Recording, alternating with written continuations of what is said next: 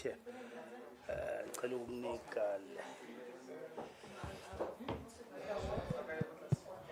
Oh, you don't want them here?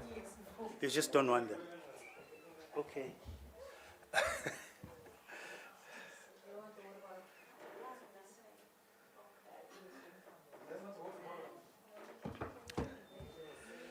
Right. More water.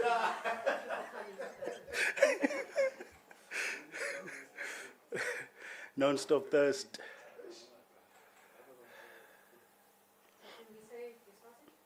Yes, I'm just waiting for my computer to compute.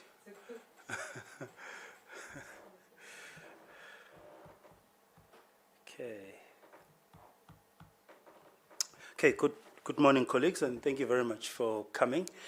I'd like to just get through this quickly. I've promised Minister Ramaphosa that I'll be done in time for his media briefing. I'll just run you through a snapshot of government's performance in 2025, and thereafter open the floor to whatever questions you may have. You don't have to confine yourself to the snapshot of government that I'm going to present. So, as we often hear, December is a silly season in South Africa. It's a season where some opinions are far-fetched, some are constructive, some are critical, and others are even emotional. Nevertheless, it's time of the year that makes for an interesting reading. In the United Kingdom, where this term originated from, the silly season is associated with the summer parliamentary recess, while in our country it refers to the shutdown over the festive season. While some opinion makers started their assessments soon after the successful hosting of the G20 summit in November, the majority will follow over the next few days. Most assessments are done by media houses, and the results are either a boost for a politician or a negative score, with consequences for those who are in close proximity to a politician.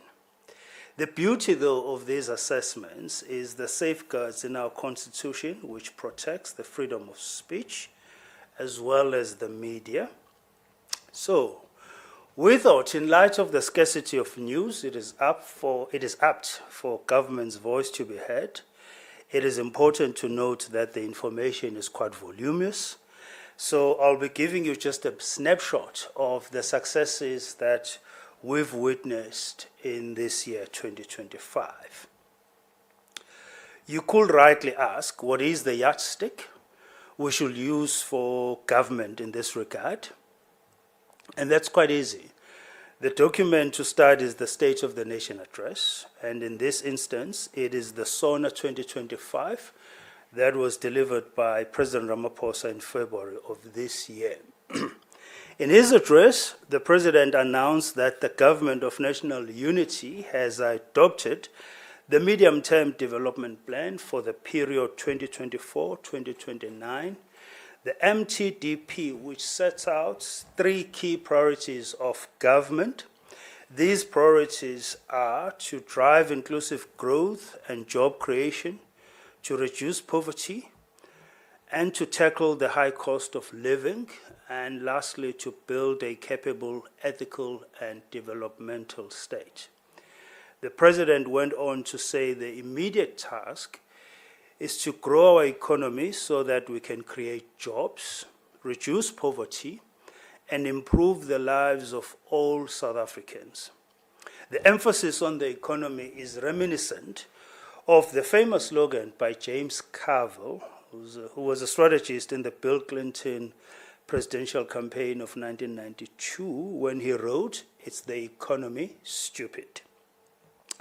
The green shoots for an economic recovery are quite visible, and I'd like to share a few indicators.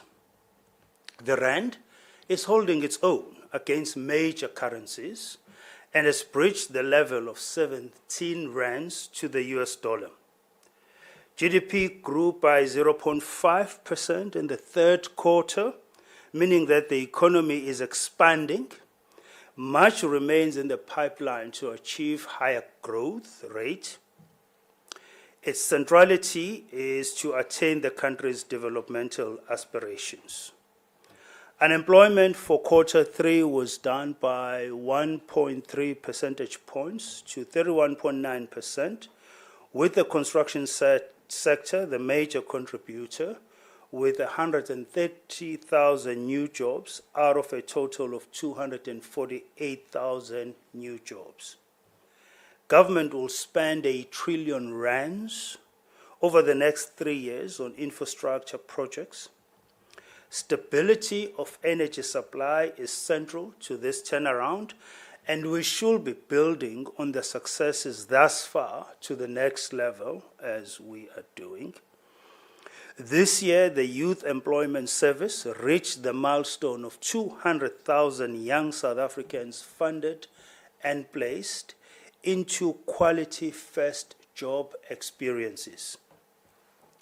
South Africa achieved its first rating upgrade in 20 years when the ratings agency Standard & Poor upgraded the country's foreign currency long-term sovereign credit rating to BB from BB minus.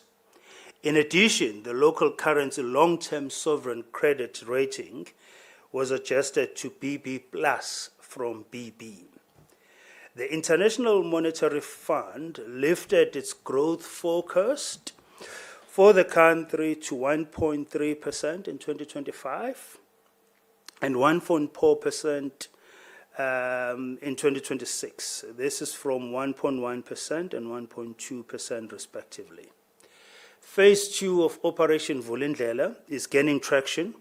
The results of this initiative, led by President Ramaphosa to unlock growth and remove obstacles in areas that impede on growth, are starting to filter through. The energy sector is one of them, and as much as we've seen the other reforms in other areas as well. Tourism is on an upward trajectory, and the number of foreign visitors has increased by 18% year on year from 2024. South African tourism reported that most visitors were from the United States, about 331,000 or so, followed by the UK, Germany, the Netherlands, and France.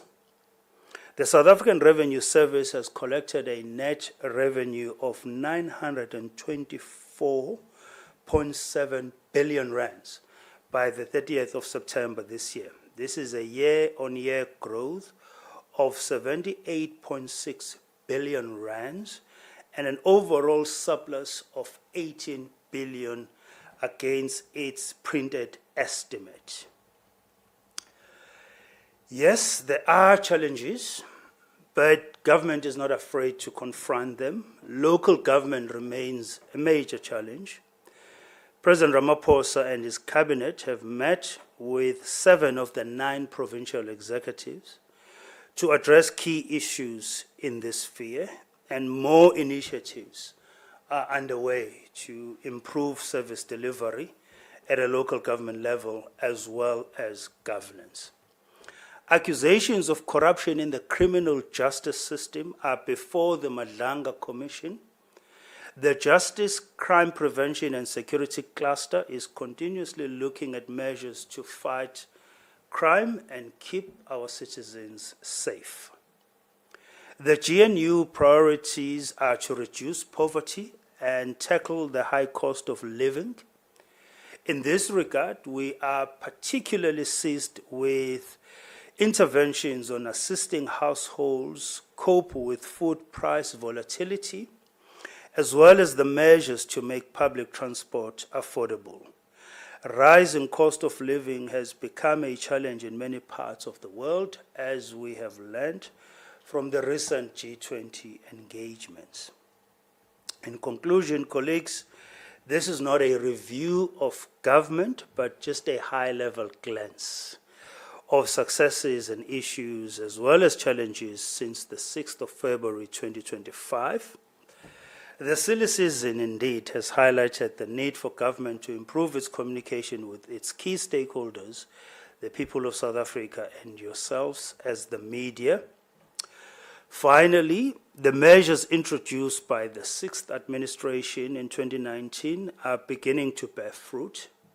The focus now for the GNU is to accelerate this process and ensure that the green shoots of the economic upswing gain momentum and they touch the lives of all South Africans for the remainder of this MTDP period. Okay, colleagues, that's my opening statement. Just to wrap up the year, a quick high-level reflection of the year 2020-25. The President, during his State of the Nation address and the opening of Parliament in 2026, will reflect on some of these issues as he charts and maps the way forward from there onwards. I'll now open the floor to questions, and they don't have to be Kenny Mapanga here, and I can predict what that question is going to be. Kenny? Okay, thank you. It's Kenny Mapanga from SABC News. I have a question, obviously, about the Madlanga Commission interim report.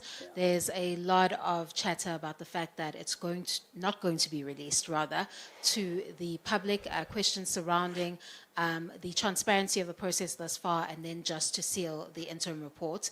And then, of course, if the position now is that you're going to be sealing the interim report, and we know that the President is not legally obligated to actually release the final one, does the Presidency have a position on whether or not this final report is going to be made public, or if it's going to just be a report that the President is going to be reflecting on and, of course, moving forward? And then, of course, just to add, I have a question from my colleague 𝐬𝐮𝐬𝐫𝐤𝐵 from The Times. She's asking about the Starlink discourse and whether or not the President is aware of Minister Malatsi's directives, and if he supports that particular equity equivalent investment program that the directives are based on.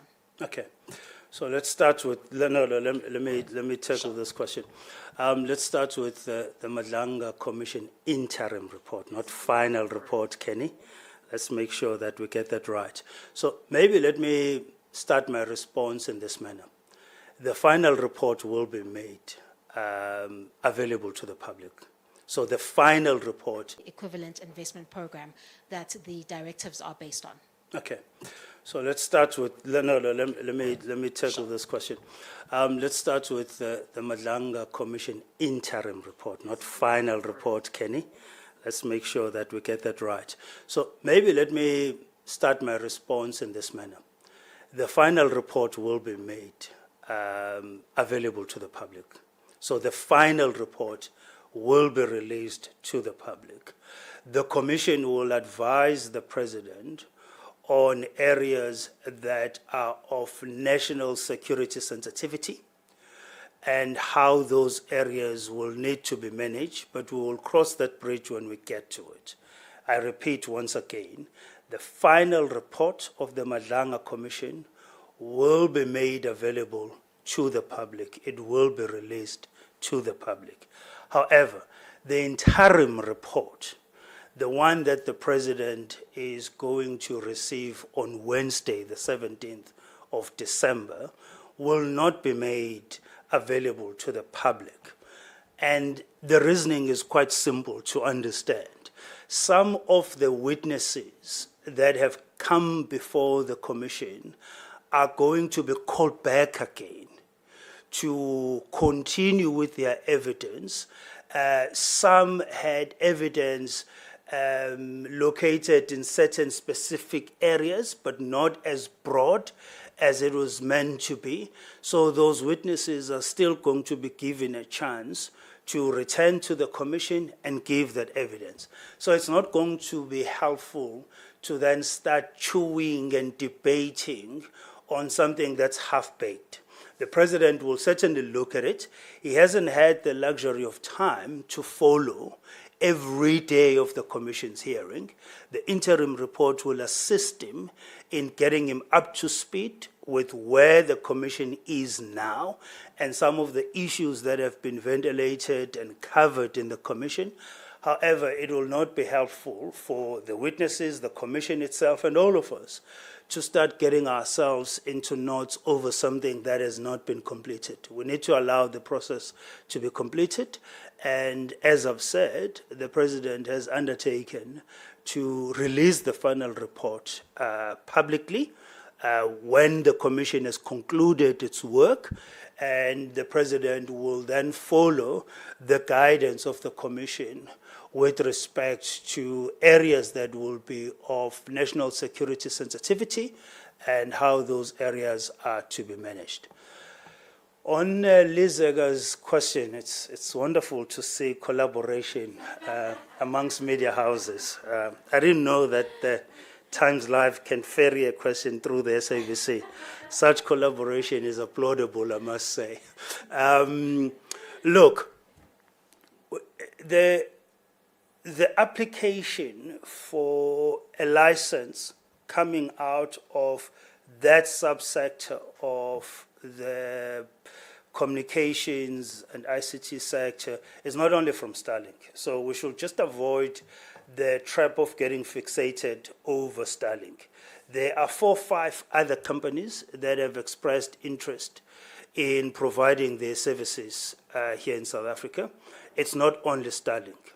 What the minister is doing is within the law, which we must emphasize, within the law, is to look at what can be done to accelerate those processes, right? As you know, the law is quite clear with respect to the local ownership element for those seeking to be licensed as telecommunications and network services providers.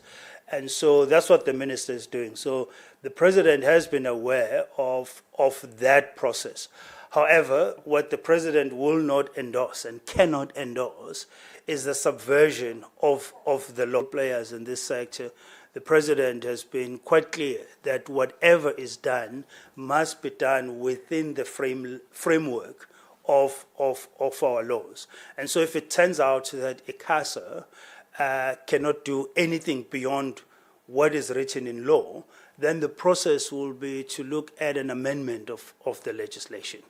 That is well guided in our statute in terms of how it needs to proceed. Pule? Thank you very much. Good morning. Just in relation to Madlanga Commission as well, the process in relation to the witness protection, has there been continuous engagements with the commissioners, and just how serious are you looking into this matter?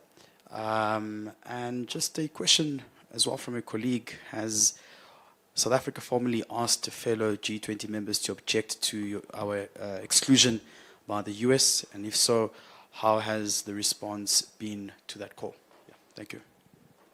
So there are 2 issues to your first question. One is the protection of witnesses before the Commission, or those who are to appear before the Commission, right?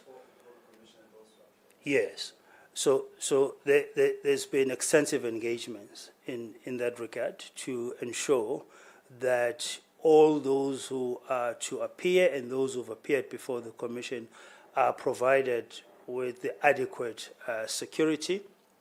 The minister in this regard has also undertaken to engage the leadership of the media to look at ways in which witnesses can be protected and not be unreasonably and unfairly exposed to those who may seek to harm them. So that process is ongoing, and it's an ongoing process together with the Commission ever since the killing of the one witness. Then there's another aspect to this, which is the protection of whistleblowers, right? And there we have a process that's already underway where we have the Protected Disclosure Bill that is currently in consultation at a technical level in government before it proceeds to cabinet. And it covers a couple of areas. One, it covers all spheres of government in terms of obligations with timeframes around dealing with whistleblower information. That's number one. Number two, the bill proposes the role of a retired judge to oversee the levels of compliance with that process. And as I've stated, there is a review that's underway in terms of the witness protection process of all those involved in the Madlanga Commission. And it has already been done, and it will continue on an ongoing basis. G20. Okay, so I think the Minister and the DG at 𝐿𝐻𝐾𝐿 have communicated quite extensively on this. So what are we doing in South Africa with respect to the so-called exclusion from the G20? One, we have strongly asserted that we don't need to be invited to G20 meetings. We are a full member of the G20. We are a founding member of the G20. Secondly, what the US is seeking to do is an affront to multilateralism, and it must be challenged and it must be rejected by all members of the G20. We've made that point quite clearly. We have been engaging all other members of the G20 on this matter. We have encouraged members to express quite strongly their own views as they've expressed to us their support as well as their rejection of the US's position and decision in this regard, which was taken unilaterally in a body that takes decision through consensus. What we are not going to do, which is not going to be helpful, we're not going to ask countries to boycott G20 meetings and G20 processes. We were against the US boycott. We will not promote any form of boycott.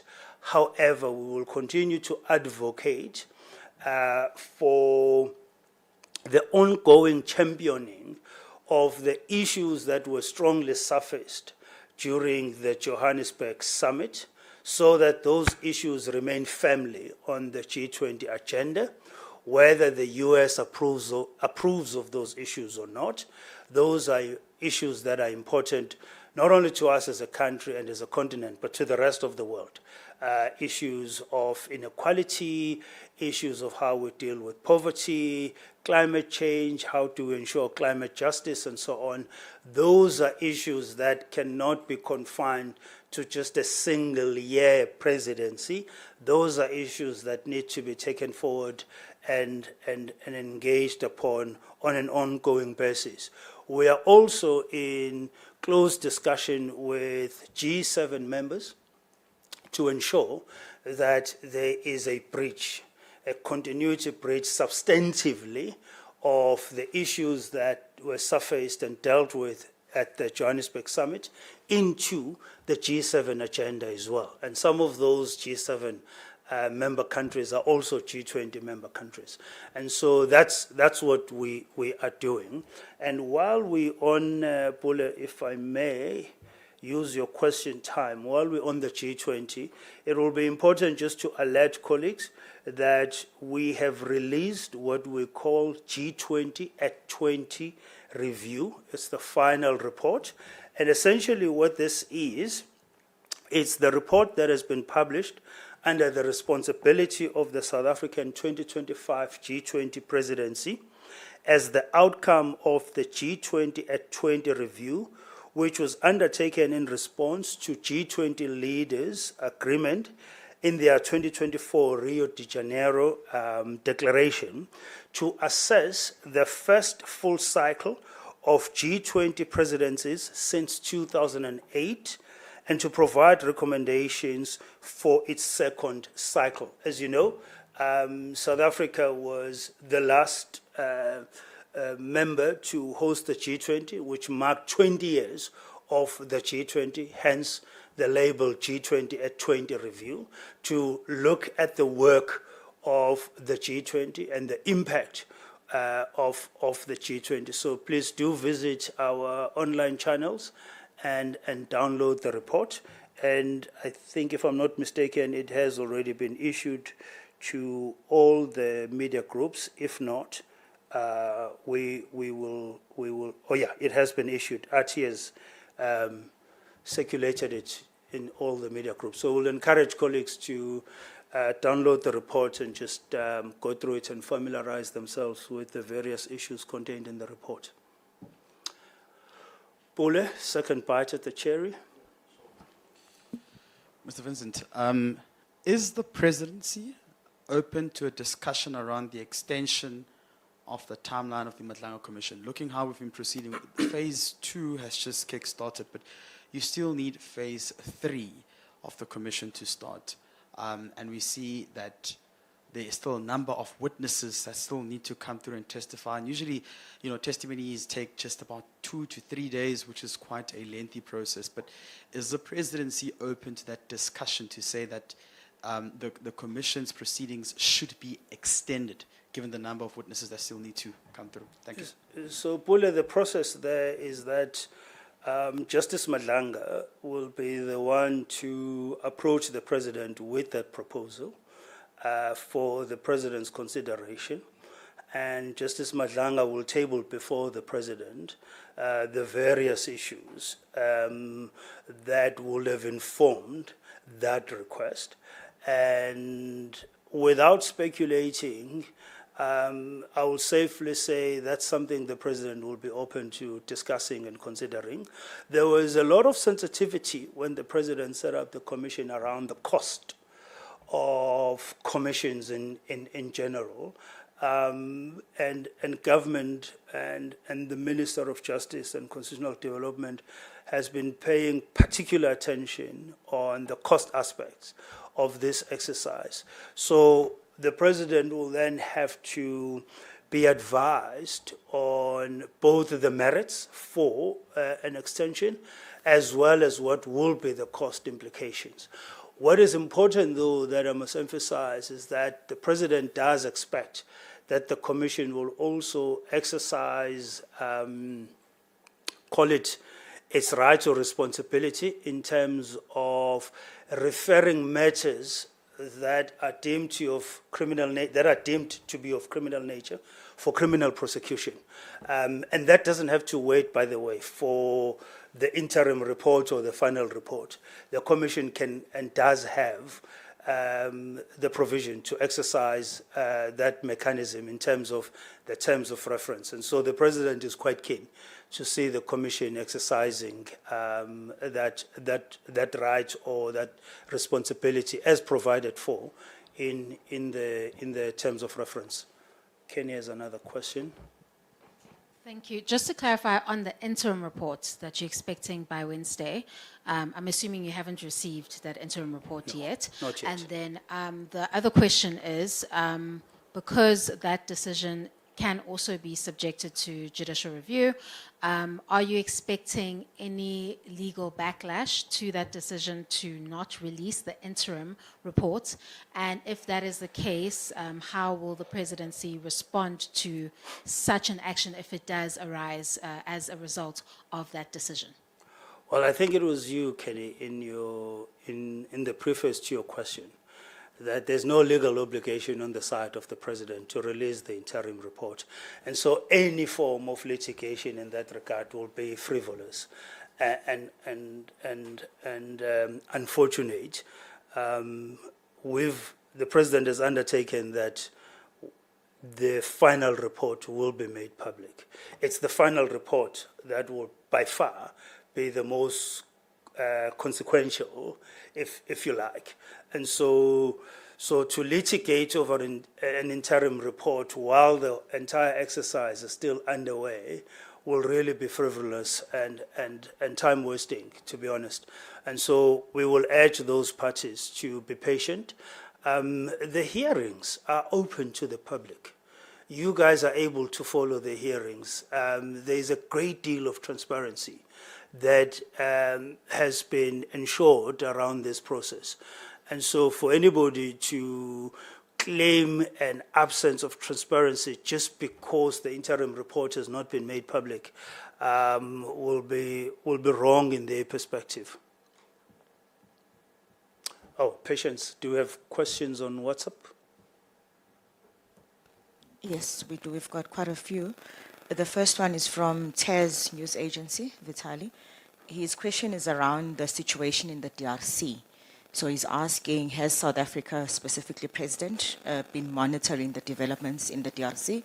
And is the President in contact with President of the Republic of, is President in contact with President 𝐬𝐻𝐫𝐿 regarding the developments in the DRC? And also, is there a need or any interest in South Africa to have some kind of input to stabilize the situation in the DRC? That's the first one.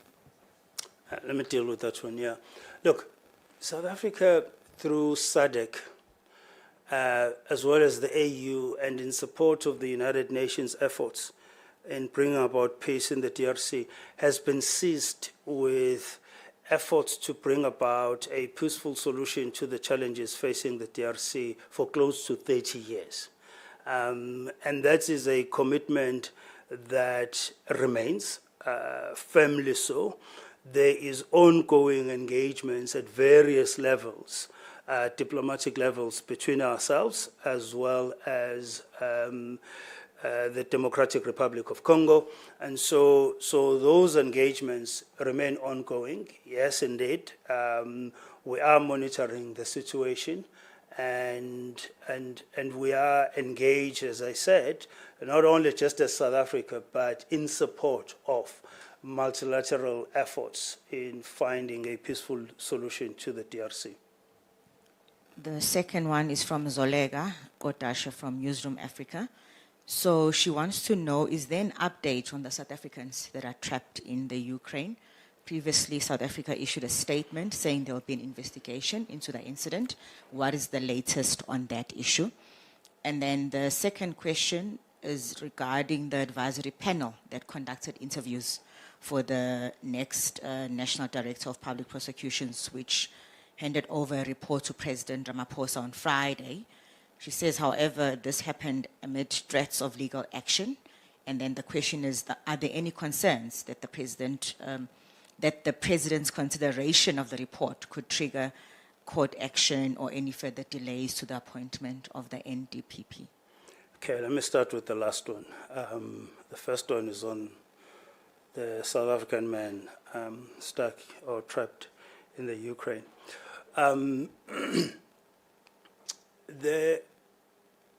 The institution of the panel to consider candidates for the role of the National Director of Public Prosecutions is not a process that is statutory. It's not a legal process as such. However, it was the President's own volition to bring in an element of transparency into the process that selects the NDPP, recognizing the importance of the role as well as the central importance of the institution itself in our broader criming effort, as well as, in our broader crime fighting effort, as well as in our arsenal to deal with various crimes that afflict the country. And so any threat of legal action in this regard is quite misplaced. And I'm not sure what will it be based on. So let's get that out of the way. Yes, indeed, the report, the President is in possession of the report from the panel. Now that report is being processed, so the President will take the amount of time that he needs to go through that report and even go as far as interacting with various members of the panel should he require any form of clarification. So we just have to be patient and give the President the time he requires to go through that report. And at an appropriate time, the President will then make an announcement with respect to his decision coming out of that report. Ukraine. Then the update, yes. So there's no update yet.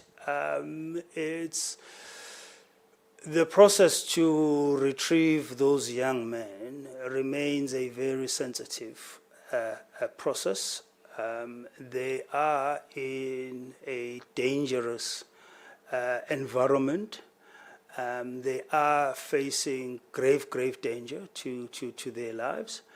And we are still in discussions with various authorities, both in Russia as well as in Ukraine, to see how we can free them from the situation they're in. In fact, the emphasis is more with the authorities in Russia and less so with the authorities in Ukraine, because the information that we have is that they were bungled into the Russian military forces. And so those engagements are still ongoing to bring them back. It remains an issue of priority for the government as well as the president, and it's an issue that is receiving the highest possible attention in our government. Let's do the WhatsApp. There's more WhatsApp questions. So this is a question from Emmy from Tech Central. Initially, her question was regarding the fallout between the minister and the deputy minister of communications, but you've touched on it earlier when you answered Pule. So she's now sent a second question to ask, what happens now regarding the BE and regulatory alignment in the ICT sector, and what 𝐼CASA can do within the law? Political parties believe that the minister is overstepping. Will this now go to Parliament? 𝐼CASA is an independent regulator. It's guided by the law. And so whatever the 𝐼CASA does in this regard will be informed by the prescripts of the law. What the minister is doing is to look at how do we accelerate the licensing process of various role players that are seeking to participate in our telecoms and ICT industry in this regard. And so it's still early days for anybody to speculate what the 𝐼CASA's decision is going to be. I know that the minister has issued a directive. Notwithstanding that directive, the regulator, in this case being the 𝐼CASA, will have to exercise its judgment independently and do so in accordance with the law. Okay, Peter Fabricius had a question on G20, which you've answered regarding the current Sherpa meeting in Washington. If South Africa is lobbying for other members to regarding the exclusion of South Africa. Also now, okay, you've also answered this on the Ukraine, so I'm fine on WhatsApp. Okay. Everyone happy? Kenny smiling, in a rush to go and do December things. Everybody else looks like...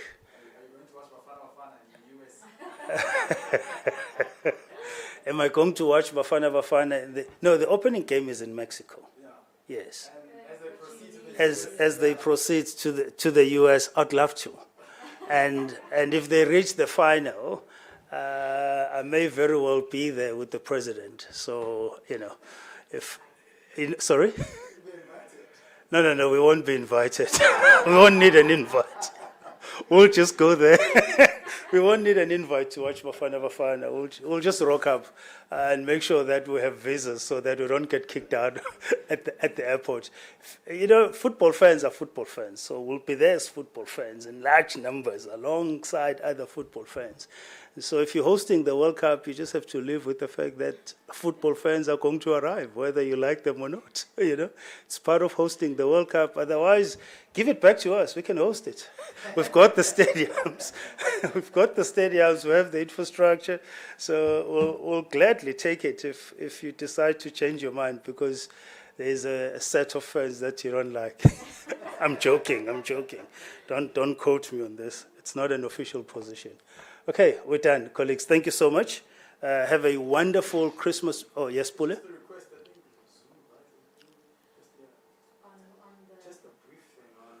On what? Madlanga. In isiZulu. isiZulu, yes. Okay.